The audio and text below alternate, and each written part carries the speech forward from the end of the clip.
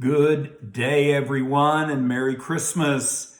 Ed Thompson coming to you today for the second week in a row from South Carolina, where my sister and my brother-in-law live.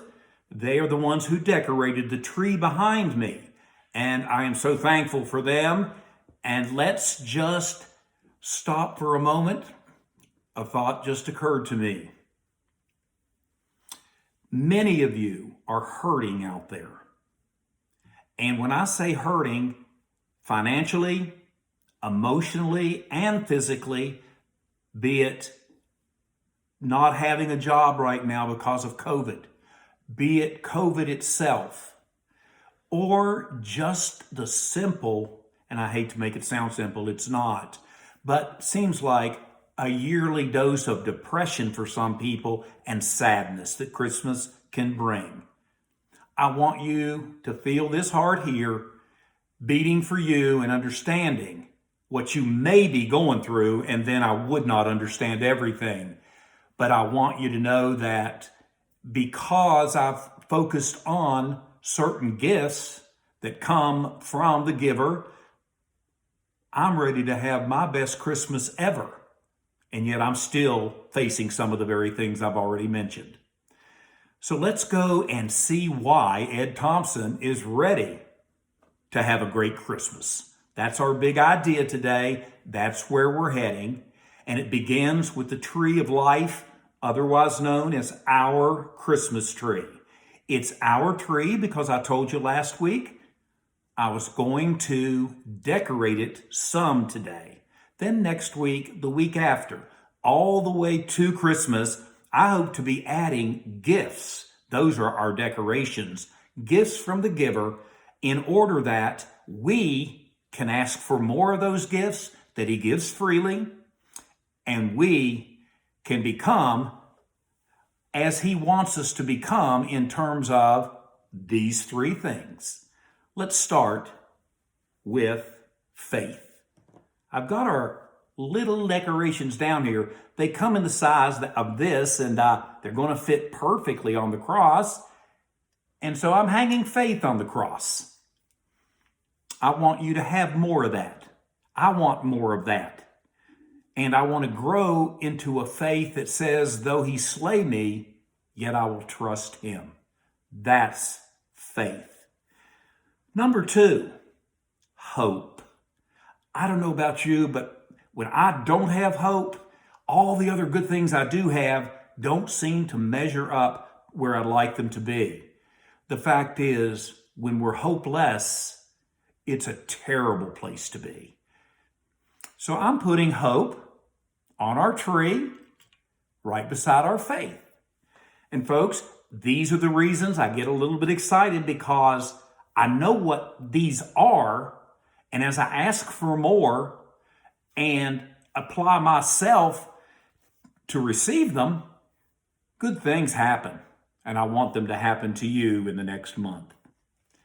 Finally, the one that I'm going to finish with today, you probably have already guessed, is love. Faith, hope, and love. Imagine those three put together somewhere. Wouldn't you like to have a whole lot more of each right now?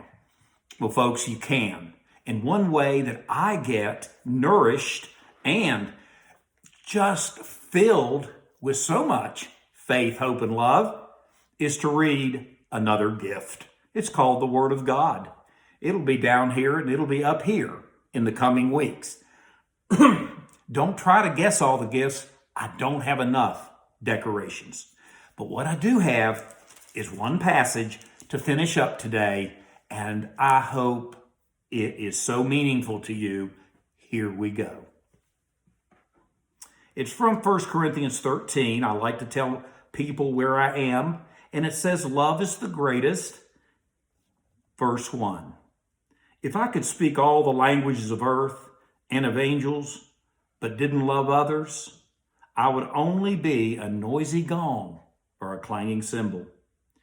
If I had the gift of prophecy, and if I understood all of God's secret plans and possessed all knowledge, and if I had faith that could move mountains, but didn't love others, I would be nothing. If I gave everything I have to feed the poor and sacrificed my body, I could boast about it. But if I didn't love others, I would have gained nothing. Verse 4. Love is patient. Love is kind. Love is not jealous or boastful or proud or rude. It does not demand its own way. It's not irritable.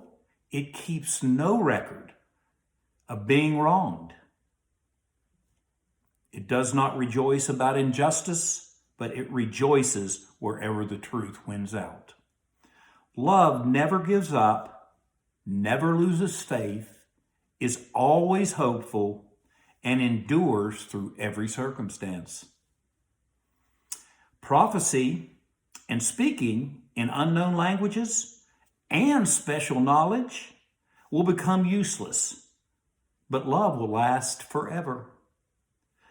Now, our knowledge is partial and incomplete, and even if the gift of prophecy reveals only part of the whole picture. But when the time of perfection comes, these partial things will become useless. When I was a child, I spoke as a child, I thought like a child, and I reasoned like a child. But when I grew up, I put away childish things. For now we see in a mirror dimly, but then we will see face to face. All I know now is partial and incomplete, but then I will know everything completely, just as God now knows me completely. 3 things will last forever: faith, hope, and love. And the greatest of these is love. Does my heart good to read that out loud. I hope you received it very meaningfully. Refer back to it when you want. Keep in mind our 3 decorations already here, and that the Tree of Life and Ed Thompson will await you next week. Love you all. Have a great time and week.